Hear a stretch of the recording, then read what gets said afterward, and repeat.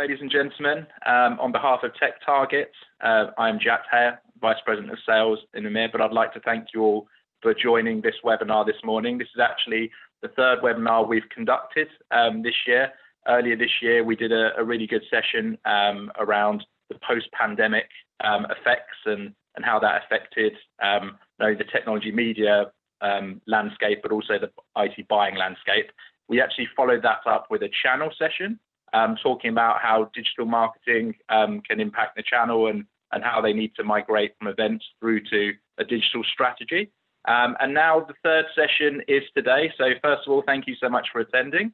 And we're actually really excited about the agenda today. So, leading off, we're actually going to have Bryan Glick, who is our Editor-in-Chief of Computer Weekly. Bryan will be summarizing some of the post-pandemic data that he presented, and then he'll actually be discussing our 2021 IT Priorities findings. Now, our IT Priorities is a study that we conduct with our audience of your technology buyers about their budgeting for 2021, about their technology investment. So I think there's going to be some really interesting insights there for you. Bryan's session will be followed up by a case study. We've actually got Ben Bulpett joining us. Ben is the EMEA Marketing Director at SailPoint, and pretty interesting to hear how Ben has actually been leveraging our purchase intent tool, namely Priority Engine, in order to really actually shift his sales team's focus away from how they were leveraging events to really actually embracing intent data, talking through some of the challenges they experienced, and obviously as well some of the success they've enjoyed as well, adopting an ABM strategy to achieve some really, really strong ROI. He'll be joined by Colin Mitchell, who is our Product Director of Priority Engine. And for those of you who haven't seen Priority Engine, Colin will also be giving a couple of minutes overview. And then the final session, if your coffee is strong enough to keep you with us for the remainder of the morning, we presented by myself. And what I'll actually be reviewing is actually a study that we've conducted called our Media Consumption Study. This is an annual study where we actually ask technology buyers how they actually want to interact with vendors, how they go about their research process. And I think it's a really, really interesting study in terms of the findings and in terms of sharing with you guys as sales and marketing professionals in order to really understand what the buyers are researching and how they're conducting their research as well.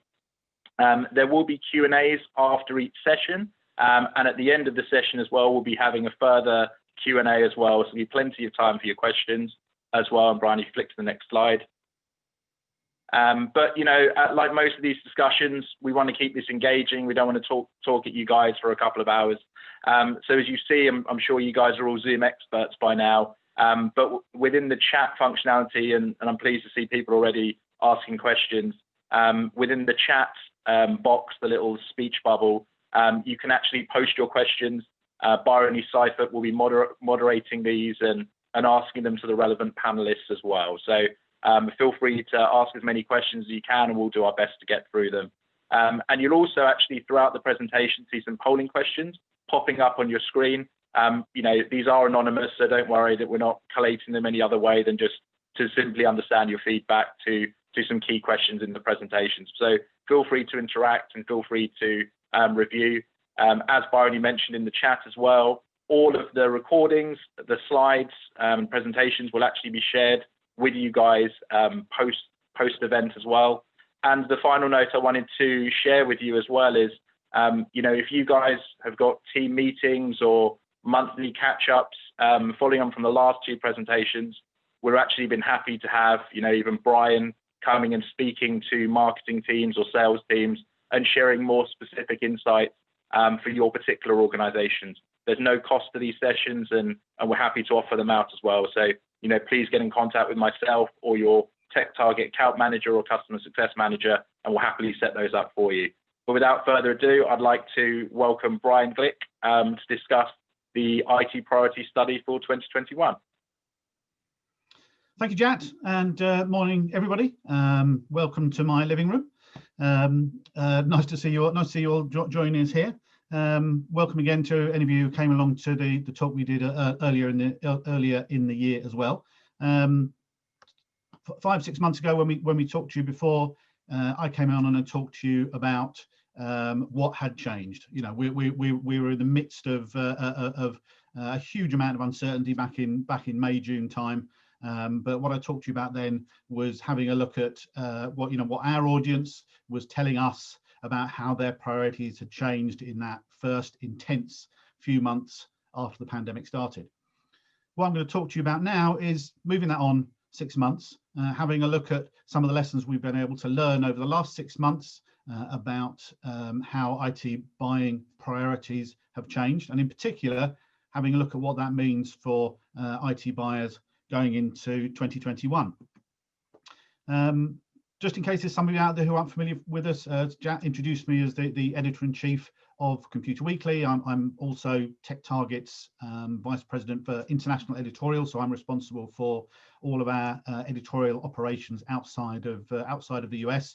So that means I'm looking after EMEA and APAC in terms of what we're writing about. And as you may know, our flagship publication in that territory is Computer Weekly. Those of you in the UK, I would guess, will probably be particularly familiar with us. Computer Weekly is the oldest surviving technology publication in the UK. We've been around for 54 years, launched in 1966 as the first ever weekly technology publication back in the good old days of print. I hasten to add, as I always do, I wasn't part of the team in 1966, even if it may look feasible. But what we do is every day now on the web and in digital formats, we write about what's going on with a relentless focus on business technology. We don't do consumer tech stuff. We don't review iPhones and this sort of thing. We look specifically at what your buyers are doing, and we provide them with content to help them become better at their job and make better decisions. We do that on the web. We do that through a wide range of different e-guides and e-zines as well, PDF-based content that we push out. And despite our heritage in the UK, Computer Weekly is now very much a global publication. We produce content and digital magazines specifically targeting areas like Nordics, Benelux, Middle East, Southeast Asia, Australia and New Zealand, and online as well, other areas including India and other parts of Europe. So that's who we are. So what I'm going to be talking about now is a combination of research that we've done from our audience, some independent research that we've written about in Computer Weekly, but also going to be talking anecdotally about what we're hearing from CIOs and IT decision makers, particularly in the UK, but across all of EMEA. In the UK, I've got an 18-strong team here. We've got another of journalists. We've got another 4 or 5 in France and another 4 or 5 in Germany, who are talking to IT buyers all the time about what they're doing, what their needs are. So we're trying to distill some of that down to bring back to you what we're hearing on a day-to-day basis from that audience as well. Now let's just take a little step back and have a reminder of where we were at the start of this year. This is the figures you're seeing here is from the survey that Jack mentioned just now, which is what we call our annual IT priorities survey, where we go out around the world and ask all our audiences across Computer Weekly and TechTarget what are their priorities for the coming year. We completed the one tranche of that in January, and what you're seeing here are the January results. I'll come on to further results. We asked people at the start of the year, before all this happened, what they thought they were going to be doing in 2020. And generally people were pretty positive. There was some caution around in the UK and Europe, some fears around Brexit, some concerns around global trade issues, where the US and China are going to get into a trade war. Some sectors had a few issues about recession, but generally there was positivity. Over half of our audience told us they were expecting to spend more money in 2020 than they did in 2019. Only 15%, a very small number, were expecting to be having any decrease. We also asked them at that time, what are you going to be spending that money on? What are the key technologies for you in the coming year? And there was very clear 4 in particular areas of technology that people were focused on, which is infrastructure modernization, digital transformation, cybersecurity, risk management generally, and cloud. And you can see the others that were also becoming priorities. But those were clearly identified in that time as four priorities, and remember those because they'll get mentioned again. Now, obviously, everything changed in March, didn't it? So what we've done since, in September, we did another round of the IT priorities research. We went back to our audience again, and we said to them, okay, everything's changed. Tell us about tell us about, if you can, what's happening now. Give us some idea of how your plans have changed. On the left there, you can see what people told us on a worldwide basis, and in the center there, under impact in Europe, what they said in Europe. As you can see, obviously, there has been a retrenchment, whereas before, slightly more than half of the audience said we expect to increase our budget in 2020. As it turned out, in Europe, only 12% increased their budget, whereas only 15% said they were expecting a decrease. In the end, a third of the audience saw a decrease. If you compare the figures between Europe and worldwide, though, you'll see not quite so bad in Europe. Comparing to how things were elsewhere, and particularly in the States, I think we saw a particularly high amount of shrinkage in terms of budgets. So Europe, not a great, doesn't look at first look a great figure, but better than a lot of other regions have been. But one of the interesting things that points that came out from some separate research, which I'll be talking about a little bit later, some research from KPMG. The point on the right of the slide there is that their research found that in the first 3 months, so sort of late March, April, May, IT spending grew at a faster rate than at any point they have ever recorded during those first 3 months. If I remember rightly, I think they talked about something like a boost of about $15 billion in IT spending as everybody reacted to the pandemic and everybody moved to remote working. So what we've seen since then has been a retrenchment. Clearly, what we've seen has been people who have had to make up for the budget that they spent during that period of time in order to try and get back to some sort of level that they can manage overall. Clearly, at the start of the year, if you put these figures up to people might be looking at this as a real concern for the coming year. But I think as we're looking back on it, while they're figures that might have shocked us once, I think what they're telling us is that there has been a lot of common sense going on, and people have been able to spend money on the technology that they need when they need it. And we'll look at that in a little more detail.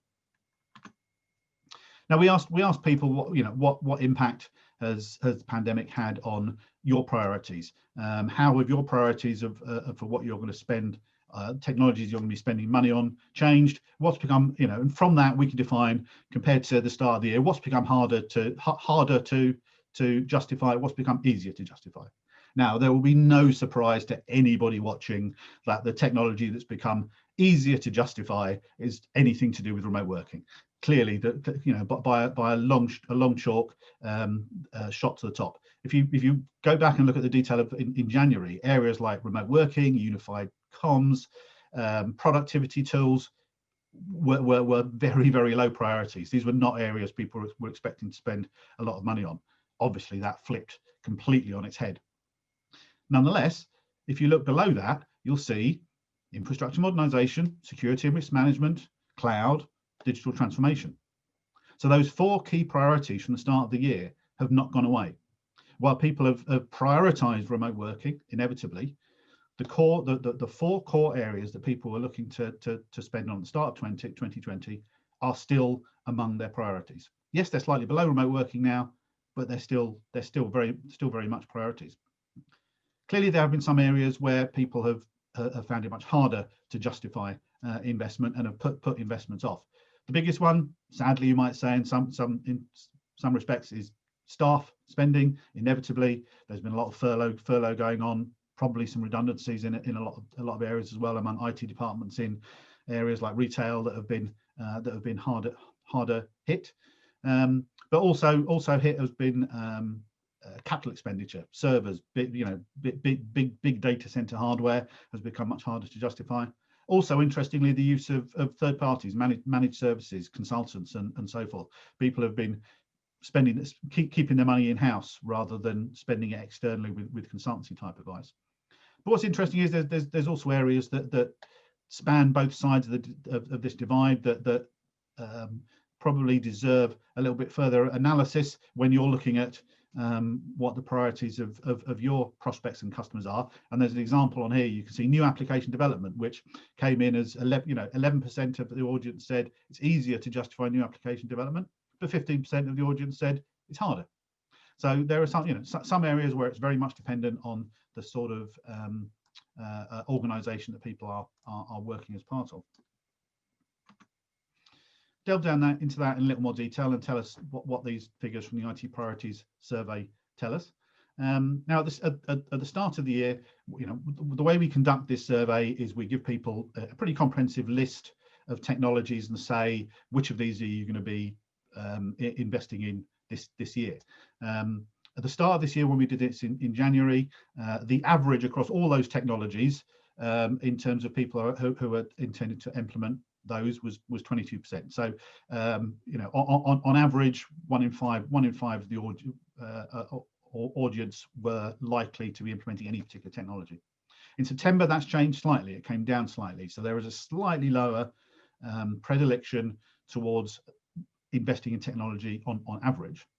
But when you dig down into that as well, big question that I've heard a lot of people saying is, well, are people stopping projects? Are people cancelling projects?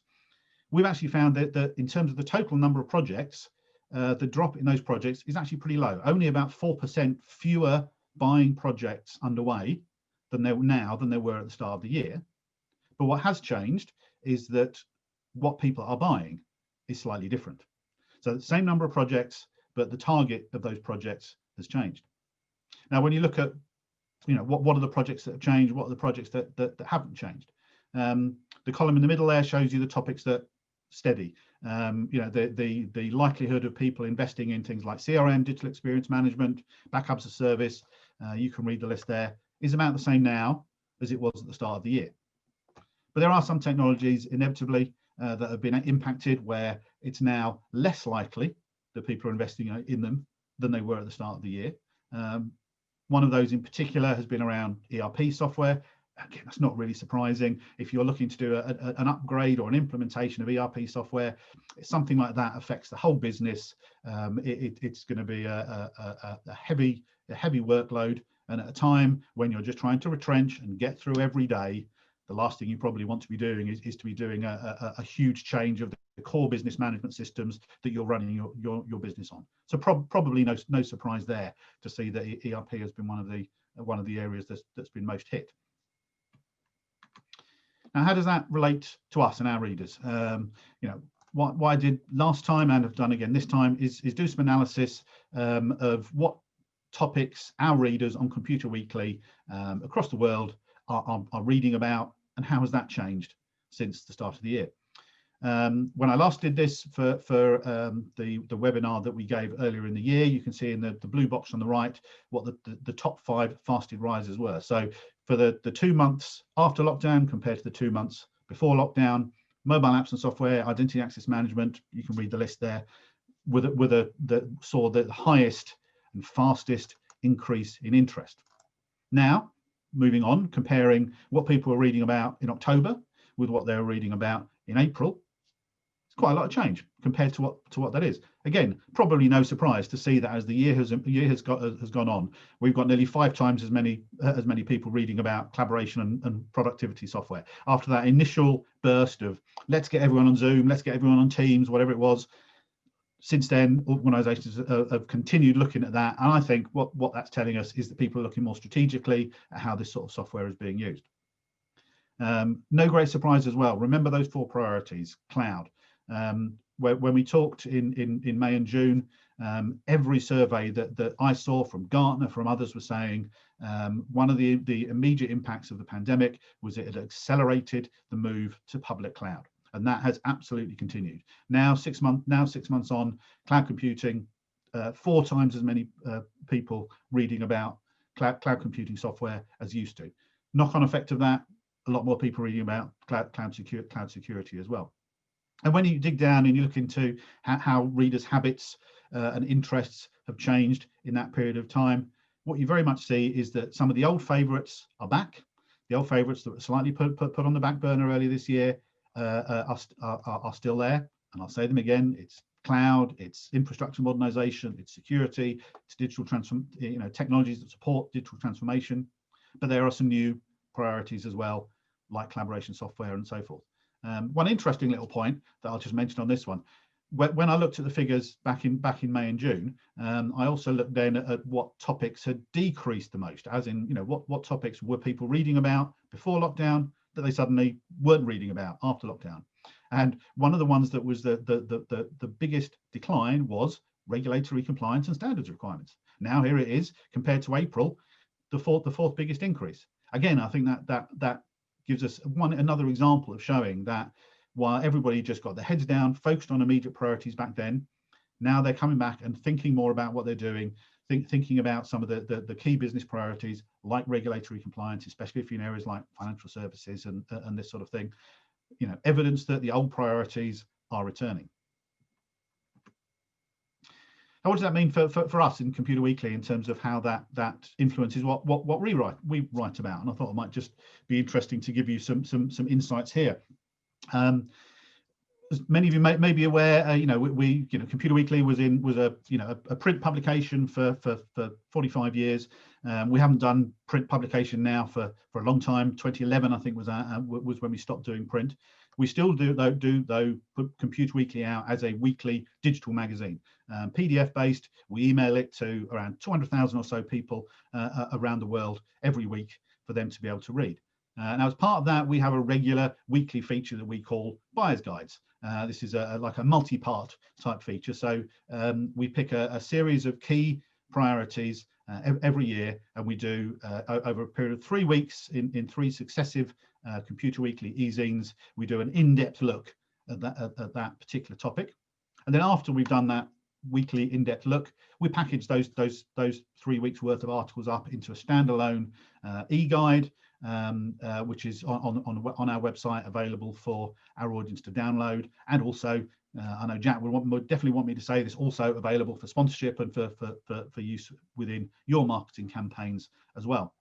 And what you can see on the left there are the topics that we're going to be writing about in those buyer's guides during the first 6 months of next year, based on a combination of what our audience is telling us are the priorities they're going to be spending about in the first half of next year, as well as also looking through the tools like Priority Engine, what some of your priorities are in terms of where you're searching for demand as well. So if you're interested in talking any more about how you might be able to use some of those buyer's guides, then please do have a chat with your TechTarget contacts, and we'd be happy to let you know more about what we can do there. Let's look at some independent perspectives on what next year is going to be like. The figures that you can see here are from Gartner. These have come from Gartner's November, latest November forecasts for next year. Now, as it turns out, Gartner was probably a little bit too pessimistic at the start of the year, or things turned out to be better than people anticipated, at least. When Gartner came out with its first post-pandemic figures in May, they were predicting an 8 to 9% drop in IT spending across EMEA and worldwide indeed at that period in time, compared to a prediction at the start of the year of a 1% increase. So 8 to 9%, not great, but compared to how some economies in the world have shrunk, gave us the suggestion that maybe things, the technology sector was going to be find things a little bit better than a lot of other sectors were. As we get to the end of the year, it turns out that Gartner is saying now, actually, IT spending IT spending worldwide actually only dropped about 6.5%. And I say only is comparative to the 8 or 9%. If we all came into 2020 saying IT spending is going to be dropping 6.5%, we'd have been pretty worried. But in the circumstances, that we've come out pretty well. But what's positive is Gartner is saying there's going to be a rebound next year. They're forecasting a 2.8% increase in IT spending during 2021. Now, obviously, that's still not going to bring us back to 2019 levels. But the good thing is, if you look at the figures there, just in the centre there for EMEA, that's still over $1 trillion of IT spending going on across Europe. There might be a bit of retrenchment compared to 2019 still, but there is still a huge opportunity out there. And you can see, breaking that down into the sectors that Gartner breaks it down into. They're saying in particular around enterprise software and in the data center is going to see the most significant growth. And digging down further, reading Gartner's long, dense forecasts about this. Again, one of the big drivers here: digital transformation, public cloud. And you can see that the quote on the bottom right of the slide there, which came from Gartner's report, reiterating this, saying the way forward in 2021 is for organizations to increase, not to decrease, the speed of their digital business initiatives. So encouragement from Gartner to people to say you really need to still keep spending on some of these core areas to help digitally transform your business. So I was, an independent look from Gartner. Let's have a little anecdotal look, perhaps now. I've got 3 examples coming up of organisations that we've talked to over the last 6 months. We've talked to lots of organisations. Computer Weekly talks to more CIOs and IT decision makers than any other publication across EMEA. We don't just talk to them in the UK. We talk to them in the Nordics and Benelux and elsewhere as well. If you go onto our website and search for interviews or CIO interviews, you'll see we've got a very, very broad range and very many in-depth interviews that we've done with senior IT decision makers in organisations in all sectors, countries, sizes, and they have some really fantastic insights that they're willing to offer into what they're doing. Now, this example here is one of a very traditional organization, Avon International, the cosmetics company, best known certainly in the UK for the old catchphrase of Avon calling. It's a company that has survived for over 100 years on door-to-door sales, people going around knocking on doors selling cosmetics to their customers. Now imagine if that's your business model. Imagine what happens when everybody's told they can't go out anymore. You can just see how an organisation like this would have been hit as soon as we went into lockdowns. Their sales staff could literally not go out of their own front doors. Now that's a hell of a challenge. What did they see? They did a rapid pivot to online, a rapid pivot to e-commerce. In the first 3 weeks alone of lockdown, they saw a 6 times increase in their e-commerce sales. And as Nick Burton, their Chief Information Officer, told us, this has told them this is the opportunity to rethink the future direction of the business, and they are investing heavily in moving online. As Nick says in the quote at the bottom there, digital transformation for them now is the new normal. It has absolutely accelerated their plans in this area, quite simply because they had to. They had no choice. But as has been so common with a lot of people we talk to. It's plans, it's things they always wanted to do, but have suddenly become much higher priority. So look at a very different business. This is Trainline, a company some of you might be familiar with. They produce an app for train ticketing in the UK. You can buy tickets, look at train schedules, and they develop a lot of other services for regular train passengers. Now, of course, what happened when we went into lockdown? Everybody stopped going on trains. So suddenly, they had a challenge. Now, this is a young company. They're entirely digital. They're already extremely well versed in agile development methodologies. They're very, very well set up to respond very quickly to the sort of dramatic shifts that we saw. What did they do, for example? Well, they very quickly turned out some new functionality for their app for people who are still traveling by train to help them understand which services were the busiest, if you wanted to avoid busy services where there'd be a lot of people, and I think as well also down to the level of where in a train are the spaces where you can avoid being around too many people. So this is an example of an organisation that had already digitally transformed, was already very digitally focused, and that gave them the ability to be able to pivot very quickly to the dramatic changes we saw. And as Mark Holt, who we know very well, the Chief Technology Officer there, said, he's seen what we've seen as well, as he's been out talking to other people. He's seen people who've done in 3 years the innovation, done 3 years worth of innovation in 3 months particularly around digital and e-commerce. Again, it's just this very, very strongly coming through from our research, from independent research, from anecdotal discussions with IT decision makers, that the move to digital is happening even faster now than it was before. And the third example is not an IT decision maker himself, but somebody who spends his entire life talking to IT decision makers as well. This is Steve Bates, who runs KPMG's Global CIO Centre of Excellence. And you can see for yourselves what he says there. The message that they have got is that digital transformation has become a "we must do this now" priority. Their research is showing that about half of organisations are going to continue investing in this and going to push in it. This is the area where you're going to be able to support your clients, your customers next year in helping them with this acceleration of the move to becoming a digital organisation. Now, Steve mentioned there's some other third-party research that they did. This is another big global survey that KPMG does every year in partnership with Harvey Nash, the recruitment firm. Computer Weekly, we were fortunate enough to be a media partner on this, and we got early access to the results of that. So we were the first publication to be able to write about the results of this. And you can see here some of the highlights from what came out of that. They looked back at what had happened and asked people what went well, what went badly. Only 30% of their respondents said that they felt they had the digital strategies in place prior to the pandemic and the right infrastructure they needed to deal with the crisis. Again, that's showing people that the exemplars, the organisations that dealt the best with the pandemic are those that had the digital strategies in place, and now they have and the digital infrastructure in place, and now they're becoming the ones that everybody else wants to catch up with very, very quickly.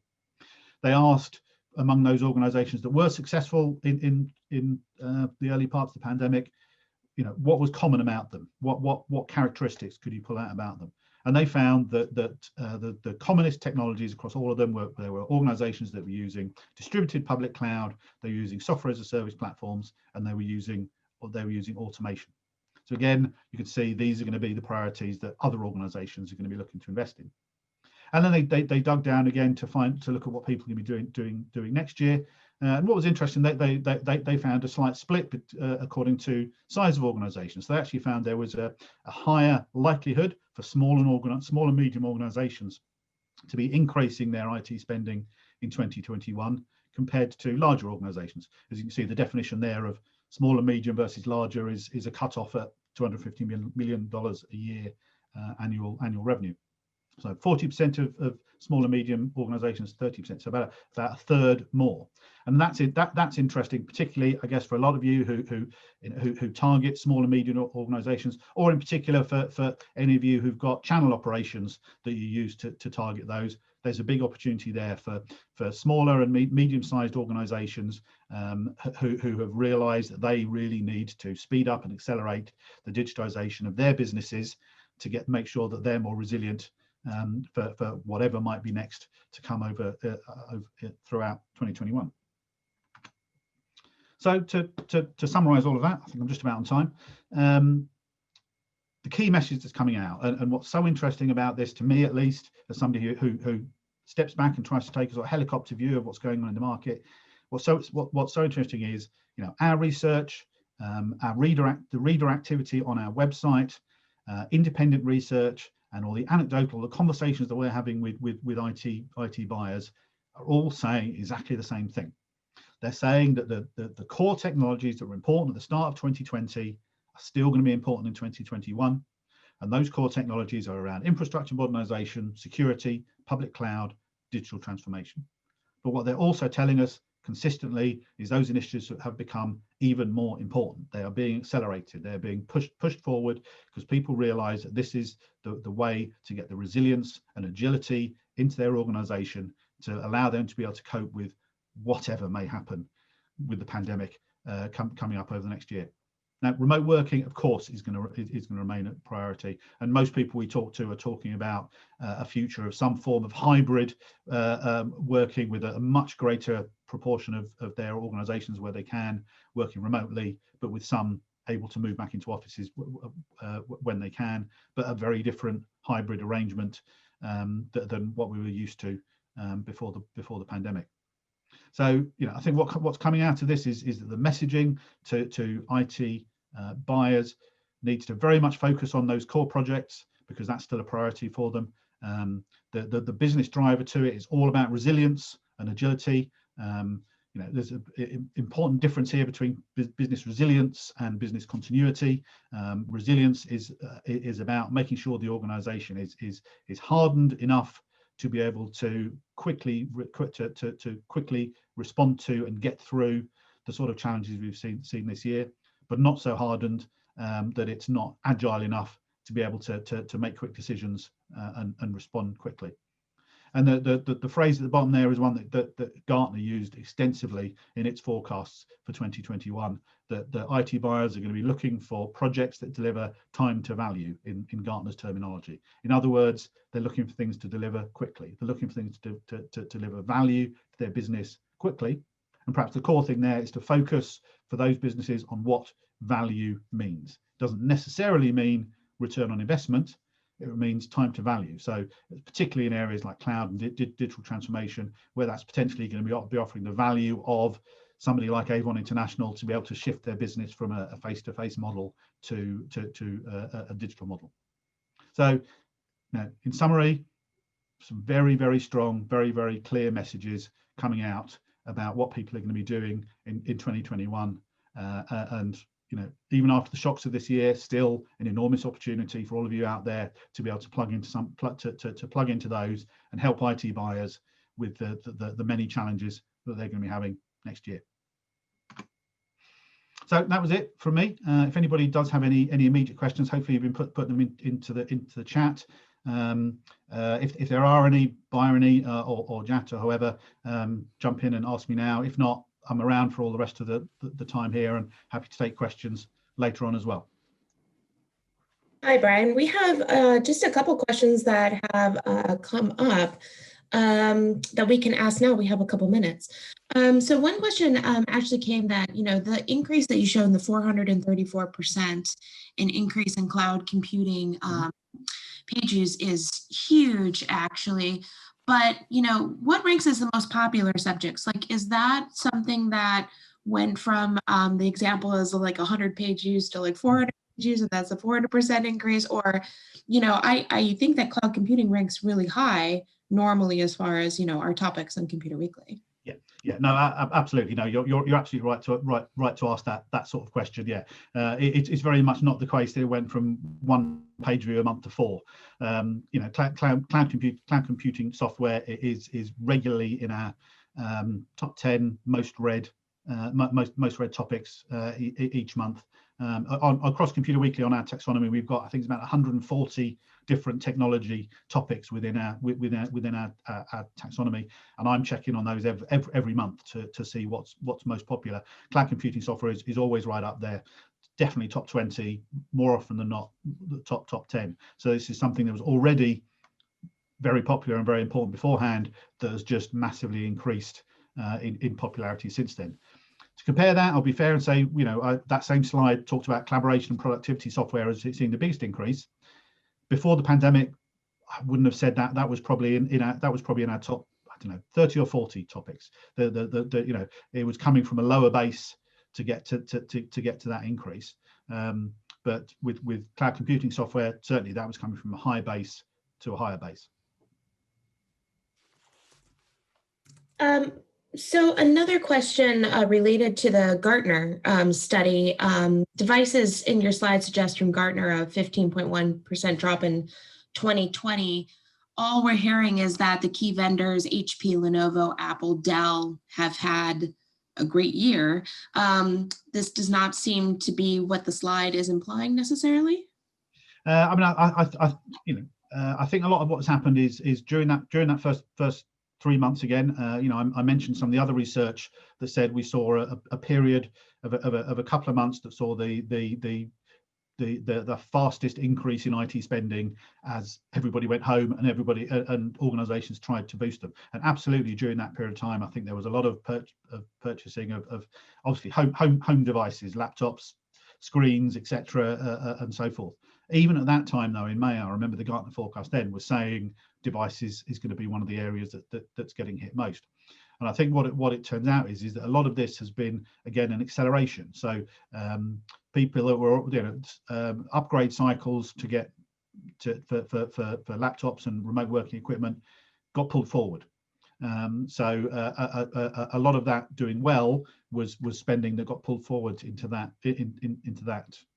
early period, and perhaps retrenched slightly later on.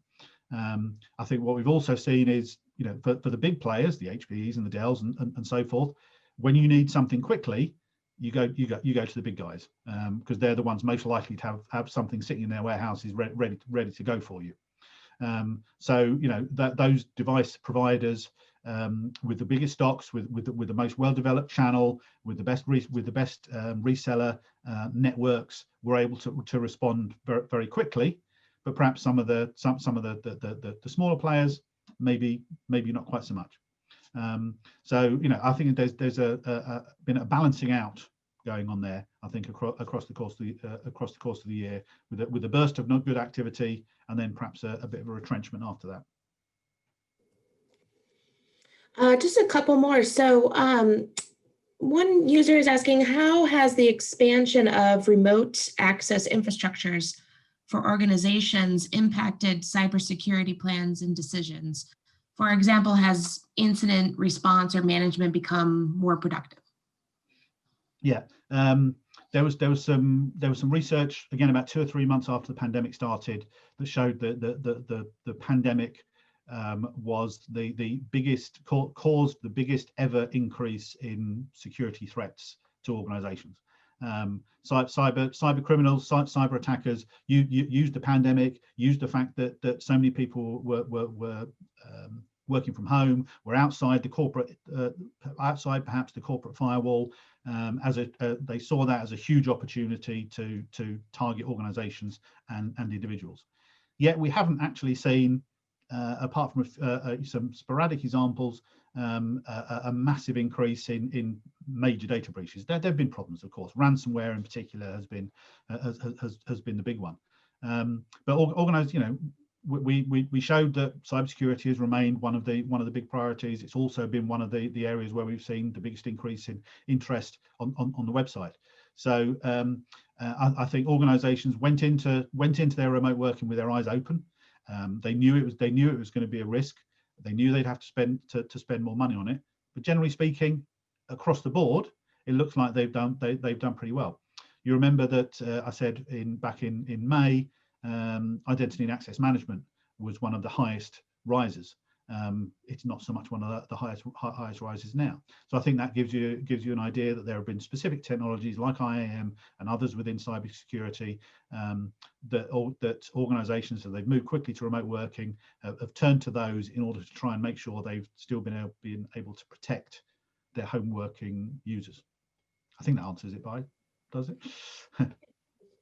I think so. I have one last question. So you've outlined that the small and medium organizations will be where opportunities lie in 2021. What sectors do you think will have the greatest need for digital transformation and an investment in cloud? Yeah, I would caveat the SME aspect. So yes, there is a big increase there. That doesn't mean there's not a great opportunity with larger organizations as well. It's not a black or white. It's not black or white. It's simply that research suggests that SMEs, SME organizations are more, have a greater predilection to be increasing their IT spending next year than larger organizations. So it's not a binary thing. In terms of sectors, well, I think you can look at some of the sectors that have been hardest hit. Absolutely, retail. The high street has been getting devastated. Just in those of you based in the UK have seen just this week two of the UK's biggest retail groups and chains, Debenhams and Arcadia. Debenhams is about to be liquidated. Arcadia Group has gone into administration. 25,000 people working in retail across those two organisations who might be losing their jobs now. If you read all the commentary that goes into those and say why have they failed, outside of the effect of the pandemic, it's been because they didn't didn't digitize quickly enough. They didn't go online enough. They didn't compete with the pure play e-commerce players in their sector. So absolutely, I think in retail there's going to be a big move towards public cloud and greater digital transformation. I think we're going to start to see it more in financial services as well. We're all already familiar with mobile banking and online banking and so forth. But some of the pure play online banking players have seen a big increase in account take up. Earlier this year, there was some research came out that suggested that older generations who typically have avoided mobile and online banking were signing up for mobile banking in higher numbers than ever before. Obviously, because they couldn't go out and they couldn't go into physical banks. And there was also, we also seen a huge increase in contactless payments and a big drop in the use of cash. I read a piece very recently that we did saying, I think it was in Norway, certainly in the Nordics, where in some areas use of cash had dropped to 4% of the population compared to digital payments and contactless. So we're clearly going to see a big move to supporting public cloud and digitization in those. But I think, in all honesty, there's not going to be, what we're hearing is there are very few sectors that are not going to be having to accelerate their digital transformation. We all know that different sectors have moved digital at different paces. Some are well done, some are laggards. But those laggards are going to have to start catching up now. All right, we'll save the rest of the questions for the end of today's presentation. Colin, to you. Thank you. Thanks for the questions. I'll pass over to Colin. Thanks, Brian. Appreciate that this morning, and thanks everybody for attending this morning's session. I recognize a lot of the names in here, and I recognize a lot of yourselves. Maybe just getting started in Priority Engine, maybe looking to come in and look for some new ideas, as well as for some of those that are maybe thinking about next year. And I think this is going to be a great session for you on that. My name is Colin Mitchell. One of the directors, as Jat mentioned, with Priority Engine at TechTarget. I've held many different roles at TechTarget, being in sales, managing, our sales team, working with our SDR team in that inception a few years ago. But most of my time now is really spent on the customer success side. So I've been working with, your teams, your sales teams, your marketing teams to share best practices and help, breed success. So look forward to, continuing to have these conversations with you, and please reach out if you'd like to have a conversation with me after today. Before I introduce Ben from SailPoint, I'm just we're going to talk a lot about Priority Engine today. And I know many of you have probably seen this with your account managers already, but I did want to just do a quick level set just for anybody that maybe isn't totally familiar with Priority Engine, so make sure we're all on the same page. There's also been some really recent updates that we've launched for customers now and moving into 2021. So I wanted to highlight some of those for maybe some of those people that have not yet seen those.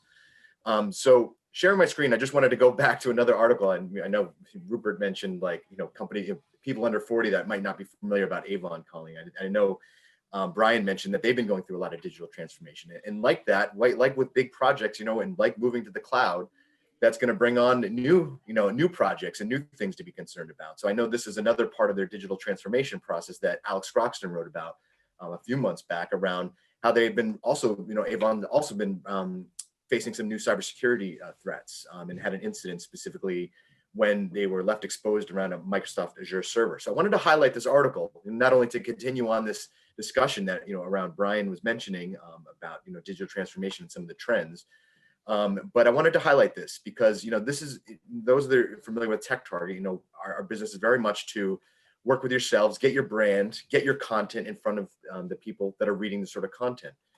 But with Priority Engine, we don't want you to have to wait for that. We want to make sure that you have always on access to get this sort of detail. So in highlighting this article, you'll see we're talking about Microsoft Azure. We're talking about digital transformation. Alex is talking with Avon around the ransomware attack and maybe some of the vulnerability they were exposed to during that time. These are all keywords that we're looking at, based on the article that we're creating to make sure that we're categorized in the right way. But it's really important for us to be able to understand what people are reading about, and to be able to understand the people at organizations that are reading about the cybersecurity awareness they need to be exposed to and what other organizations are seeing as they move into the cloud. But at the same time, there's probably other organizations that care about Trainline and looking at their customer experience. I use the Trainline app, I was previously using it quite a lot, and I think it's a great app. And I think a lot of other companies would like to look at and see what that organization is and amplify some of the things in their own organization that they're reading about. So we like to use this content as an intent to see, this is what people are reading about. These are some of the shared concerns that people are going to be facing when reading this. So with Priority Engine, you're going to have always on access to see the accounts and the prospects engaging with this kind of content on our site in mass. And what that looks like, and I pulled up an example of what, a Priority Engine in our new account view, the example, the data that you're going to have access to from a sales and marketing persona in your organization. This is the same view you'd have access to. So I was looking at an account that had been engaging with that Avon related content on our sites, and I was looking at Whitbread specifically. And I just want to show you the data that's available, that would be available to you in Priority Engine. So those of you that might be familiar with some of our previous versions, this might look a little bit different. I think we've moved, importantly, we're trying to make this content, and data as actionable as possible for you and your sales team. And we're responding to things that we're hearing from you around implementations and new things that you want added. So I'll talk about those right now. With this example, I think I'm going to first highlight, the prospect data that you're going to quickly see at the account. We want to make this front and center, the different TechTarget members that are opt-in and GDPR compliant that have been researching around these particular areas around cybersecurity on our network in the last 90 days. On the right-hand side, before I go into the prospect level detail, I'm going to, just highlight, what you're seeing here at the account level. You're going to see the account entry points. What are the topics and themes that this account has been engaging on at the account level? And that's the theme that we've had with Priority Engine since its inception. You're also going to, continue to get access to things like HG Insights and the install-based information. But one of the most important things that, salespeople have been asking us for since we launched Priority Engine is, they've been responding well to the account level intelligence.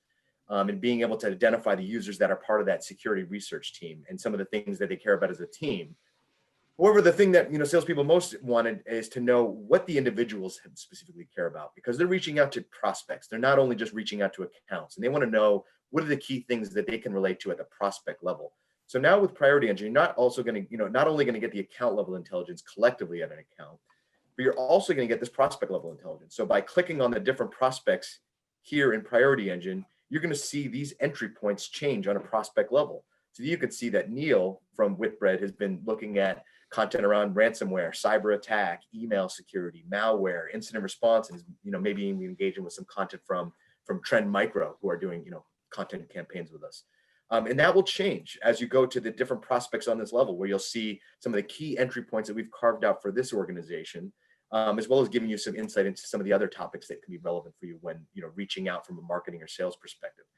This data, of course, is available for individuals that are using the platform, but we're also using this when we're exporting the data and putting this into your nurturing engine so that you can be as clear as possible to the people that what topics they care about if you have nurturing streams that adhere to those. The other feature that I'll highlight here, we've enhanced our integrations with Salesforce, and we now have what's called Prospect Match. And something that both marketing and sales have looked for is a quick way to move prospects from Priority Engine into Salesforce and into your CRM. And you're going to get that level of intelligence with our now Prospect Match feature. So you'll see here, in this feature, you can see that there'll be contexts that are listed like in your CRM. Hey, we know Neil. Obviously, there's some intelligence here that are still going to be beneficial to know about Neil that can help, further that conversation. But it's interesting to see that these are some of the individuals that already exist in your CRM versus people that are new to you that you could quickly add to move over into your CRM. This is great for salespeople that want to make sure they're managing their cadence when following up, but also really important for you from an attribution point of view to make sure that you're collecting all that prospect level detail. One of the other quick features I'll go into, and this is the account, the account list view. You'll see you can have EMEA wide access or UK wide access around specific topics. But the key things I'll highlight here is how we can then designate that for you against different topics. So obviously we can look at target accounts, account-based marketing to carve out those accounts that you might want to treat a little bit differently and look at some of the intelligence there specifically. You might want to look at net new logos, as well as looking at things like, hey, let's look at the opportunities we've created over the last 12 months. And I wanted to bring up specifically this because we've had a recent engagement with an account that put in some accounts that with closed loss opportunities, and they were able to go and find a new 6-figure deal with an account that was previously closed loss back in July. But with our data, they were able to find net new prospects that they hadn't been speaking to and able to open up that opportunity again. So now they're really expanding on that detail. The other thing I wanted to highlight, and just to close this out, is those of you familiar, we have the top accounts view. We're ranking the intelligence on the collective research of the accounts based around a topic like cybersecurity. And this refreshes on a weekly basis. And obviously we've enhanced this view to give you some added level of intelligence and highlights around their entry points, their engagements with your content, as well as giving you quick access to quick views here around those prospects in the engine. With our prospect level intelligence and how we're looking at the prospect level detail, we've now also added an additional view, which was been really well received by salespeople so far, which is giving you the top prospects view. So not only ranking by the top ranked accounts based on the level of intent, but also ranking on the level of the prospect levels. So we, for example, we're working with sales teams that carving out time for, sales prospecting, and they want access to the 50 most active people, in their specific account list or in their territory. So this is now going to extract and look at the prospect level intelligence and then ranking on this view. So I'll close out there from my perspective and introduce you to Ben Bulpett from SailPoint, who's EMEA marketing director with SailPoint. About this time last year, I think Ben and I were meeting in our office with some of his team members around planning for 2020, right? And I think before our call this morning, we were talking about, hey, look at all these geniuses out there that invested in Zoom and Slack, back in the day. And I was thinking as we were talking, like, hey, Ben, look at the investment you made with Priority Engine, last year, and looking to change your organization, at least modify the way that you're doing some things. So I think that's a good turning point. So I think your sales background as well, coming in before your marketing role, I think plays a really interesting perspective into the people on the call today that are working with sales and marketing. So I'd love to have you share. So Ben, I'd love to have you introduce yourself, and then we'll engage in some questions from there. Thanks, Colin, and thank you, Brian. Very interesting insights. As you said, my responsibility is the EMEA Marketing Director for SailPoint. For those of you who don't know, SailPoint is an identity and access governance platform provider.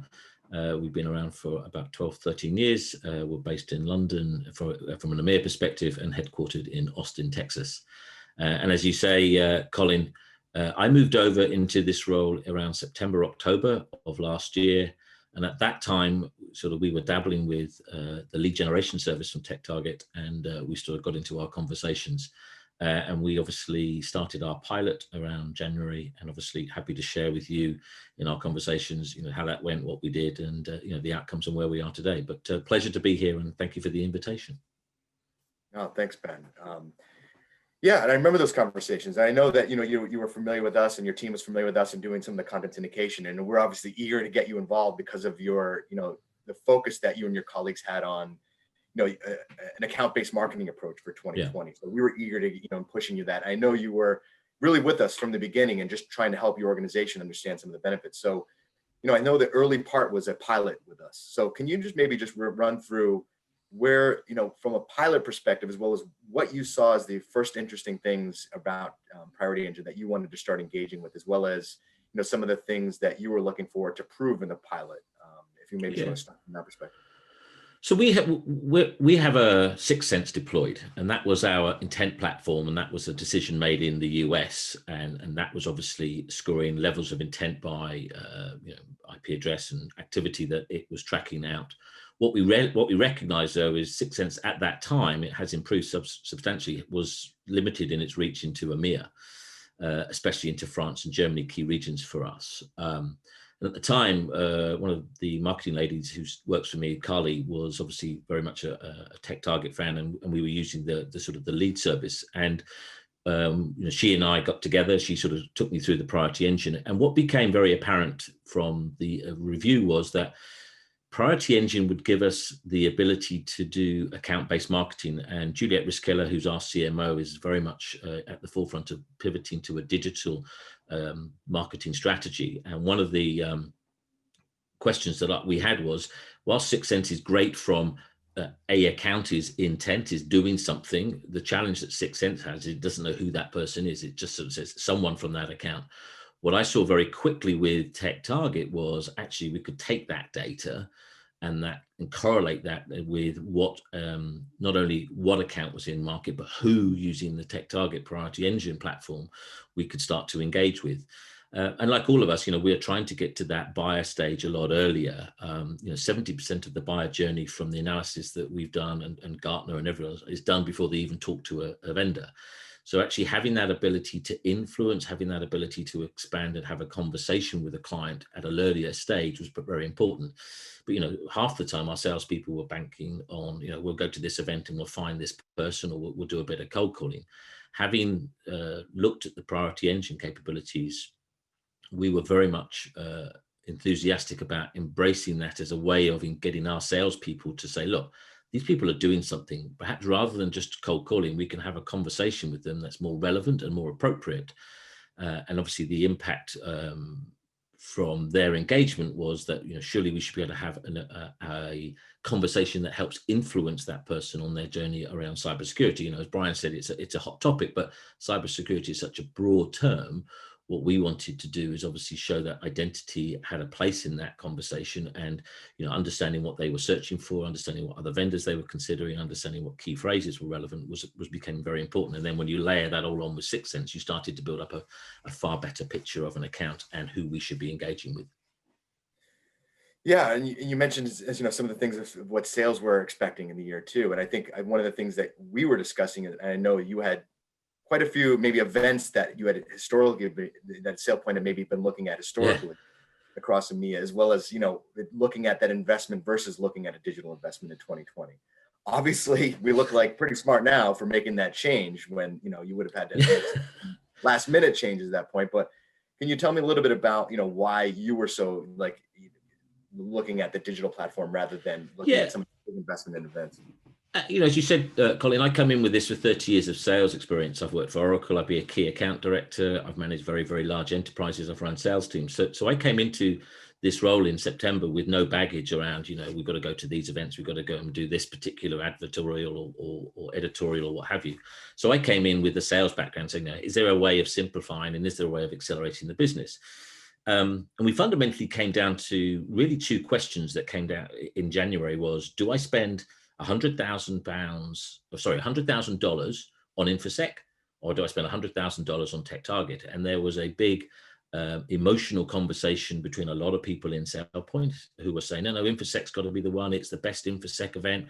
We get all these people come to the stand. And I said, I fundamentally disagree with you. And you can probably imagine there was lots of people sort of saying I was slightly mad. What were you doing? You've only been in this role for a few weeks and you're going to fundamentally stop one of the biggest security events on our sponsorship and pull out and put it all in a digital platform. But I firmly believe, and I've continually believed that is the right decision. And that is obviously validated, albeit with COVID and the fact that InfoSec was not able to go ahead. But actually, the output and the results that we've had from Priority Engine has been phenomenal. And the way I positioned it, you and I've discussed this, a lot of people will say to me, oh yeah, but Priority Engine is just a bunch of names. You're just buying a list. And I said, no, it's not.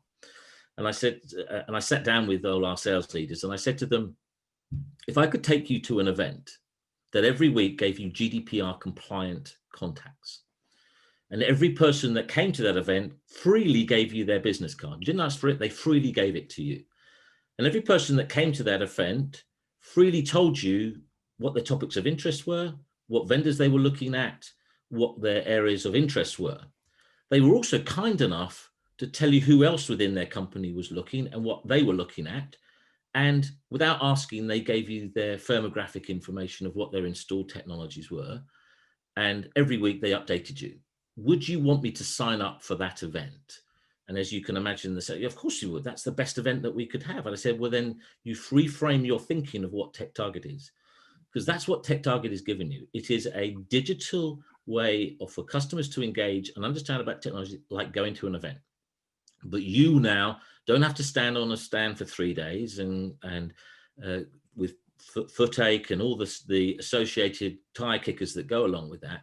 You have the ability to engage with those people and they are freely engaging with you. And actually everyone sort of went, I never looked at it like that. Oh, wow, you're right. They're going to Bryan and his team. They're reading all their articles. They're getting all that information.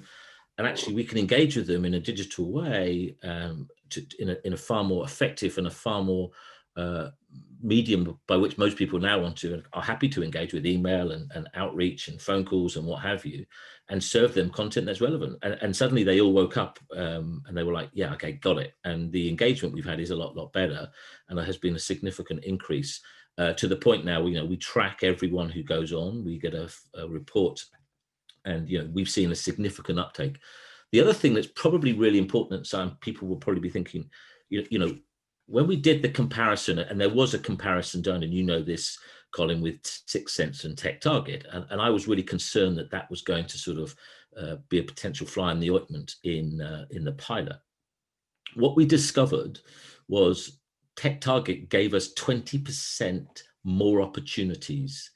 And what I mean by that is we did a comparison. We said over a period of time, we looked at all the accounts that 6 Sense was tracking intent, and we looked at all the accounts that we could export and all the people who are active in TechTarget. And we identified there was 80% correlation. So what we said, great, so TechTarget's showing intent, so 6 Sense would now correlate that data. But absolutely from a next incremental value add, we identified 20% more opportunities and accounts that were in market that 6 Sense didn't pick up. So that gave us an opportunity to say, actually, TechTarget's adding even more incremental value. Not only is it expanding our decision-making unit, not only is it allowing us to engage in topics and content, but actually it's giving us accounts that we wouldn't have seen through 6 Sense, and giving us the opportunity to engage it. And that was across the whole of EMEA. And that was really important for us, that we didn't just see this in UK and then the poor French team and the German team, and the Helena, who's in my team, who runs the rest of Europe, is sort of saying, great, but we don't see any value from that. I'm happy to share, and I think, Colin, we discussed this a few weeks ago. We have our first win, actually closed deal, just under $500,000, and the lead and the opportunity started with TechTarget back in February. Identified accounts, went through the sales process, and we've closed that. What's really important for us in that deal is great value. It was in the Middle East, which is even more interesting because obviously shows the reach of TechTarget. But we have an average sales cycle of around 370 days. This deal was done in 9 months. So what TechTarget has done is allowed us to potentially, we see, accelerate our deal time, which is something that we measure our velocity, which is really, really important. So, we've got some really good statistics and data that says, we're getting a good joint value with 6 Sense, and as a collaboration, it's adding incremental value, it's expanding our decision-making unit. And we've also now got some great success, and we've got a clear evidence of a deal that we can correlate all the way back and say that started with TechTarget. That's great. No, thanks for sharing that. And great news. Obviously, great to especially from regions where maybe like coming out of the Middle East. Where region where we do have a lot of audience, but Yeah.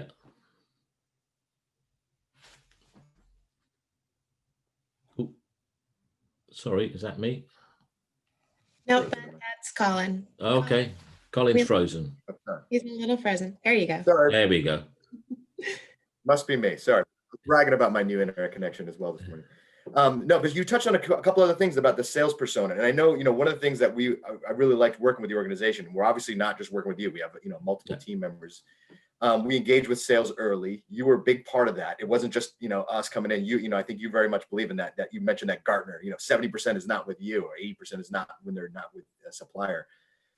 It's not to say that, this year, we work with a lot of salespeople, and it's not just BDRs and inside sales. We're now working with a lot of sales personas that have had to go digitally this year and look, and start engaging with some of these accounts in new ways. But from a sales perspective and engagement with sales teams, obviously, moving to this data and where people have perceptions. Do you have any insight into how you continue to get salespeople on board? Is it sharing success? Do you have, power users that are talking about success, or is it just us beating them over the head that we just have to say, hey, we got to keep using this? Have you learned anything from that you would think about? A number of things. For any of us marketers, you got to get your regional directors. So I got our senior vice president, I got our regional directors. I showed them, I took them through that analogy of, what if I took you to an event? And they all went, wow. Clearly there's evidence with the weekly and the regular news feeds that come through from the various accounts that we use. We've got so we track everything. So we tag every TechTarget contact and every lead and everything that comes through. We've got about $10 million worth of current, in-pipe opportunities that are currently there. We can clearly identify in 2021, I actually wrote this down.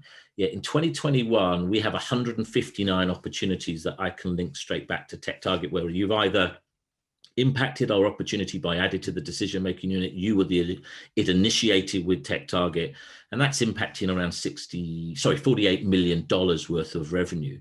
I can also show to the sales guys that, TechTarget's added to around 1,200 accounts and added about 3,000 brand new, net new contacts. We have quite an interesting challenge with our salespeople. I'm sure every marketeer on the call does, but our average number of people in our decision-making unit in an opportunity is 1.2. I always say to the sales guys, who's the 0.2? It's either 1 or it's 2. How can you get a 0.2? But anyway, but the average statistics is, I think it's 7 to 12 is in the decision-making unit. So one of the things that we're saying now is we're putting some of the TechTarget contacts into the DMU and saying, you got to engage with those, because if you're only dealing with one pot contact buying identity access management, that's unrealistic. The reality of the fact is there will be 7 to 12 people who will be making that decision. And by adding to that decision-making unit with their intent and with the TechTarget data, that's helped us deliver that. The other thing I would like to emphasize, Colin, is we've been very lucky, and there's 2 people I'd like to call out in your business. We have Alex Ledbetter, our account manager, and Alex is proactive with me. So he knows my team, but he's proactive in constantly sort of sharing best practice, constantly coming back to us with some ideas, constantly working with us. He gets to know the sales guys and they've spoken to him. And the other person, and you, this is to you, Brent, Jat, and Colin, you can never give this guy up, but Sean McKinnon, our CSM, has been outstanding. So Sean will invest time. He will help the guys build out account lists. He's been really good at at helping us find real incremental value. And that becomes, so our relationship with TechTarget has not just been we've bought the service and we're on our own. It's we've bought the service. Alex and Sean are actively part of that. My guys speak to them both regularly, probably once a week. New people come on board. We very quickly, as part of our induction process, get them to talk to Sean. Sean will take them through their account list and we update that.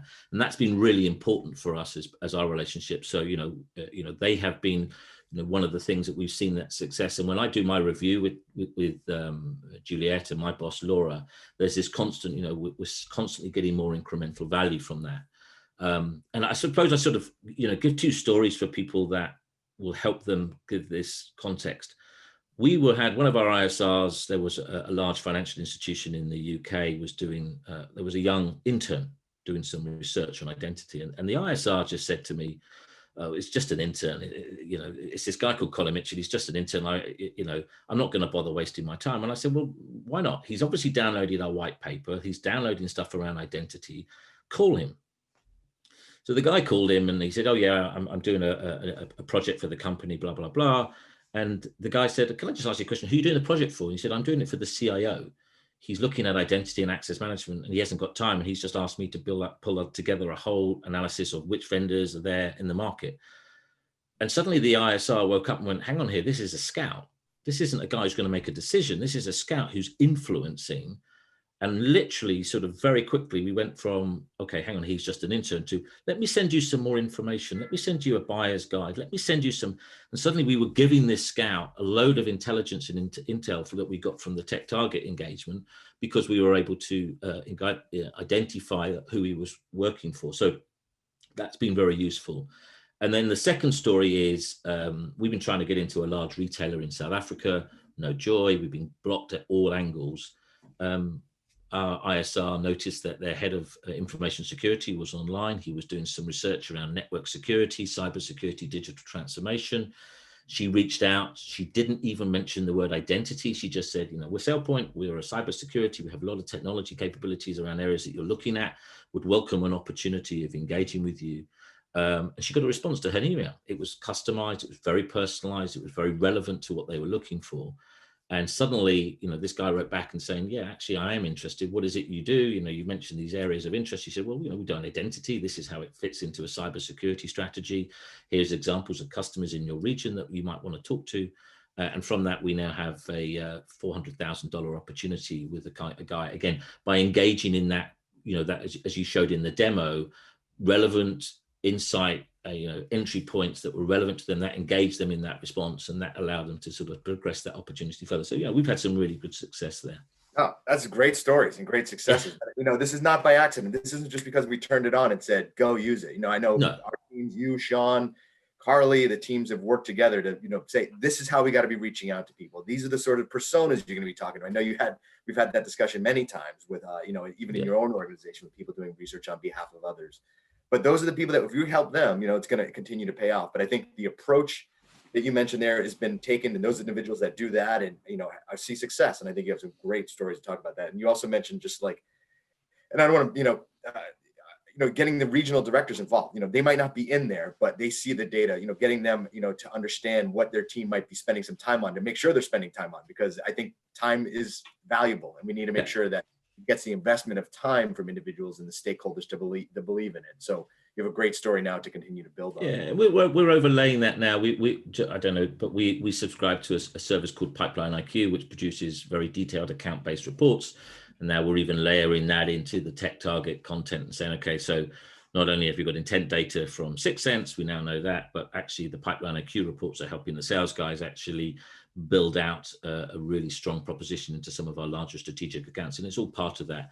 And I think very quickly, TechTarget's become a core part of our marketing infrastructure in EMEA, a core platform that we see very much as, it brings into question for us next year, even the concept of, we'll cut back even probably more on events. Even some of the virtual events, we sort of struggled with engagement levels, but actually what we have seen is stronger engagement with TechTarget because it's relevant and it's consistent that people are looking for, and if you do it in the correct way, and there is an element of education. You've got to wean the ISRs of, can I get in a meeting with you? Can you do a demo? Can I do this with you? To stop, this is someone who you need to nurture in a slightly different way, and that's an ongoing process that we're working with. But we're overly pleased. I think one of the things we even learned, like, hey, the French team wasn't having so much adoption initially. We kind of looked at it. We said, hey, maybe we've been talking to them too much in English, right? So we got some of our French stakeholders involved and talking about it, talking about our LeMag publications to boost that. And I think it's an ongoing. Just to wrap it up. I mean, I know we've come from a long journey, and you've extended and helped us extend your relationship with SailPoint, at a global level now and moving into the year. But I'd say that it was a great learning experience. We've learned a lot. I think there's continued areas that we're going to continue. That Colin again. Yes, that's Colin again. He's frozen again. He's frozen. He hasn't paid attention. I think I know the question, Colin. Or is there just other new ideas that you plan to bring to the table next year with your expansion of the use, whether it's net new accounts or anything like that? Yeah, I suppose what I learned, and to all the marketing people on here, and for 30 years being in sales, I suppose what I have learned is marketing is the most important department, and we do the hardest amount of work. Quite amusingly, a lot of the sales guys have said, you're poacher turned gamekeeper now, aren't you? And I've sort of said, do you know what? You salespeople are fundamentally very lazy. It's marketing does all the work. We do everything. We just deliver everything on a plate for you, and you just collect all the glory. To which that they sort of smile and go, oh yeah, great. Now you're in marketing. But what I have learned is the world. And Bryan, you mentioned it in your speech. The way of selling has been transformed by COVID, not only IT. Very, very quickly, people are pivoting to that digital, and more so with the growth of the millennials coming into the workforce. So for us, this constant intent and looking at how do we get into organizations earlier in their thought psyche, earlier in their processes. How do we make ourselves relevant, and how do we engage with them in a way that they want to hear about solutions that are relevant to them is perhaps a constant evolution. We're probably going to move off this. We are not probably. We are going to move off what we call MQLs. I've said to the sales guys, you need to come off the drug of leads. We're going to move to marketing qualified accounts. And the fact that I give you 5 names for a particular organization doesn't mean I give you 5 leads. I'm going to give you 1 lead, and that's the account. And that's where TechTarget becomes absolutely critical to us. Because when we hand over an account, we'll be handing over in 2021. I'm going to pick Barclays just as an example, but it could be Siemens, it could be EDF, it could be anyone. But here is an account. here is their intent score from what we've seen with Sixth Sense. Here's what their activity we've seen, but here are all the names of the people that we see from TechTarget that are engaging in content. You now need to go engaging with that account, rather than here's Colin, here's Brent, here's Ben. Actually, just bring that as the account. And we know, and we said to the guys, you're going to get less, but what you will get is a far more effective and far better qualified set of accounts and engagements, because obviously there'd be data and there'd be evidence, and you can go and source that across the platform. So yeah, and then for us, we're hoping to go through, we've had the conversation. Alex has been brilliant with setting that up with your guys. We've got a call this week internally to look at sort of the integration within our CRM. That's something that we want to do. I know there's been some technological challenges between our way we do our things and the way you're just. I think they're coming together, but that for us will be the next big thing, is to, as you should, have that ability for a sales guy to go into his CRM, look at the widget around TechTarget, and then add that person straight into their Salesforce simply and quickly. So yep, for us. But I think the whole concept of marketing is moving to this far more digital, and we're going to have to get far more intent based, and that's going to be driving us in 2021. And we see very much TechTarget being part of that. No, that's great. And I think questions coming in around that marketing qualified account, right? That's something MQA, a new acronym we can learn, but I love it. That's the way we very much look at it too, is that buying team and buying unit. I'm just going to maybe look at a couple of the questions here because they are relevant. I mean, I think, and this does come up a lot, which is, do you give sales access to priority? I know in your case, you do give access. Yeah, we do. A lot of organizations say, "Oh, should we export it and put it there and give have them work on our own platform?" I know you do give direct access to your sales team. Yeah, we give them direct access. We limit the access, so they can't do exports, they can't build lists, and that's the beauty of having Sean on our from your side on working with us and Alex. But no, the only people who can build lists are the Helena, Carly, Arnie, Ardra, myself, and Danielle, who are the sort of the key marketing leads in EMEA. We can build lists, we control that from an administrative perspective, but no, they all have access, they can all view, they can take copy names out. And we did that deliberately because what we just didn't want is people just doing mad exports and then going, oh yeah, I didn't realize that. And oh yeah, I've included everyone else that I thought I didn't want. So that's why, but yeah, all our ISRs, and actually we've extended it to our customer success team now. So these are people who are looking after our customers like Sean does for us, but our CSMs now use TechTarget as a way of looking at, hey, is there a customer who's at risk? They're looking at another vendor, or they're looking at technologies that we should possibly look into complement, or is there an opportunity to upsell them? So that's something that has also been incredibly insightful, that the CSMs have suddenly gone, well, hey, I didn't know all these people. Guess what? These are all people in your accounts that you should know, and we should be engaging with them and making them aware. So that's been something else that we've done. Customer churn, that's something a few of our other clients have been using that for as well, and having a team looking at that net new prospects. And I know that was one of our key things, like net new names was, I think, our first KPI that we were looking at. Like, we have this group, list of named accounts we care about. It was a pretty big list, but we want net new names. And I think it was pretty early on that you had the net new names from those target accounts, but I think you could say that's going to continue to happen with customers and new people at accounts. If you're not engaging with them, correct, what are they doing, right? So that's a great point. To say the intent data from we see is, if one of our accounts is looking at a competitor, guess what? We should probably do something quite quickly on that one. Maybe contact the individual. Did you know you got SailPoint? Is there a problem? Blah blah blah. And actually, a lot of the CSMs have now started to see the value that also gives them as well. Yeah, and just to answer the question, yes, we do integrate with HubSpot. We can have a discussion with anybody that does want to integrate with HubSpot. We're building on continued features of that, so we're happy to have a discussion about that integration. The one question I would just make sure we read is, let me just make sure. How did you manage the transition, or are you in the process from MQL to MQA within the marketing team? Is that a marketing change, or is that a sales? It's a joint change. It's been led by the team that I sit in. We obviously follow a lot of the serious decisions and Forrester research, but also our own research and our own identification of how deals are working through.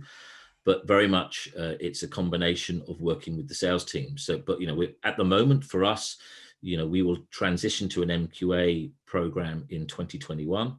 That will be the new metrics under which marketing and others will be measured around how many qualified accounts are coming through, and we're doing some statistics and analysis on how many do we need to support and supplement the existing pipeline and grow forward.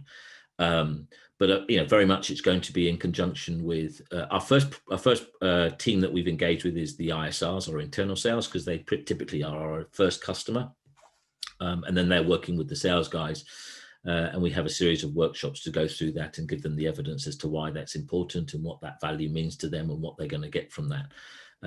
But we started the communication around get off the concept of leads. A lead is one person, but when you sell to Barclays, you don't sell to one person, you sell to a group of people, and we need to. It doesn't correspond with an ABM approach. If you're going to attribute it to one person, if you're looking at ABM, you can just get one. You just got to get the one person, but that's not what most of. I think the statistic says, isn't it? If you give a lead with one person, it's less than sort of 0.5% or something. It will convert to an opportunity and close. It's so low, and we all know that. The reality is some salespeople, I'm speaking to Jat, so he's fine. He's the VP, and you're going, okay, yeah, but does he make the decision? And as Alex will tell you, when you sold to us, yes, was the primary influencer, but he had to go through, deal with the four guys who worked for me. He had to deal with Genevieve in procurement. There was Linda, Genevieve's boss, my boss, Laura. There was the CMO that had to sign this off. So that whole buying team suddenly went from Ben Bulpett to, we've got about 15 people in SailPoint. And then, the curveball came in, which is IT then suddenly jumped in and said, whoa, stop here, stop. We want to get involved in this buying process. And I think that's became very, we use that as an example to our salespeople when they talk about this. Do you realize I didn't buy this? There was a team of about 15, 20 people that went through this process, and there were people who were opposed to it, who didn't think it was what we needed, but we went through that process, and I think that becomes really, really, really important. And you treated us as a marketing qualified account, not Ben Bulpett is the lead. Hang on here, SailPoint. We want to sell to SailPoint, and what's the influences that we have there? Yep, definitely agree. I appreciate your time. I know we're running out of time. We see some people jumping off. Appreciate everyone's time this morning. Appreciate your input. I think, collectively, I think, it's been a great working with you and, working with your customer success team, getting us to engage early and often with sales teams and making sure that we're keeping them up to date and talking about these stories with other individuals. Yeah. But yeah, I think there's a great points to get started. For any of those in marketing side that might be about to launch this in 2021 or an intent platform, do you have any last bit of advice that's something they should be thinking about in the first quarter? I think you've given some great advice so far, but anything else that we're missing? Look, I'm new into marketing. You could say I've been doing it for a sort of a year. I know most salespeople will tell you they know how to do marketing, but I can assure you they don't, having come from 30 years. I'd be very happy to talk to anyone. If anyone wants to, speak to Bryan and ask for my contact details, I'm very happy to share that. Drop me an email. And sort of talk about the experiences, but you will find those who will think the world still revolves around events, and for me it was I had a very clear choice. It was InfoSec, it was TechTarget. Now COVID and everything proved that the TechTarget solution was correct and the right solution, and we see it as a long-term partnership. But look very clearly at if you're going to move to this more intent-based activity of understanding who's in market, who's earlier in market, and how you get to them, then this is a clear platform. And we did a very I think a 3.5-month pilot with the guys, and the output from that was really, really quick. You do need to get your sales teams and your ISR teams involved, and you need to bring them to the table, and you need to show them the value. But they very quickly, those who are perhaps of a more modern disposition, see very quickly, wow, hang on here, I can see a lot of value from this. So, but more than happy to share experiences, and if people want to talk to me, I'm more than happy to do it offline. Thank you very much for that, and thanks for your time again. I think we'll be wrapping that up for today. I know we went. I think maybe Jat will have to do a session in a separate around using some of these tactics. But thanks for the feedback on that. I think I owe Sean and Alex a few pints with chips tonight with the lesser restrictions we're seeing in London. So thanks again, Ben. I really appreciate it. No problem. Thanks very much. Thank you, Ben. Thank you everyone for attending.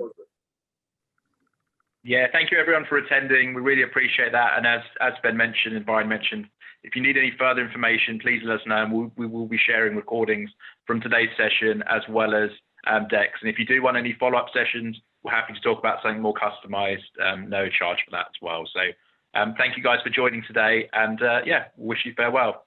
Have a good afternoon, guys. Thank you.